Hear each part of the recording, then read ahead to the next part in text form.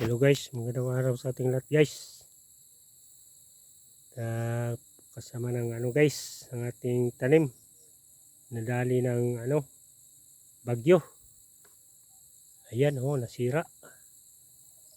Natumba kasi yung mga puno. Saging at mga kahoy. So, ayan talagang mahirap na kalaban. Ang panahon. Once na nadali yung natin, wala tayong magagawa dyan kasi panahon talaga. So ayan nagsika dumidilaw yung sa tindi ng hangin dito sa nakarang araw. Naninilaw yung mga so wala tayong magagawa niyan. So mabuti na lang na medyo nabawi natin yung medyo puhunan natin. So kahit papaano hindi tayo masyadong lugi sa sa ating tanim. Tingnan yung nangyari sa parang wala nang abunga-bunga yung so kaya ganun nangyari sa natin.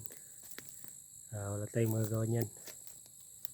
So ang lang natin, patuloy pa rin tayo kahit tanim pa rin tayo kahit nasira yung mga natin.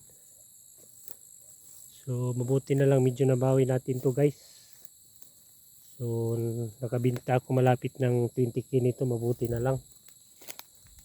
So marami pa sana bunga, so silaglagan masyado lumaki kasi na sa hangin na. So yung mga nila pinakatangkay medyo na na talaga. So mag-iiba talaga ang pag nadali sa hangin na. Yung tubo nila parang iba na talaga. So yan na lang talaga siguro. Yan talagang buhay minsan. Minsan na pag dumating yung isang panahon pag hindi naman nadali yung swertihan na lang talaga. So yan lang muna guys dito sa aking tanim. Maraming salamat sa inyong panonood. Huwag kalimutan mo subscribe sa ating channel.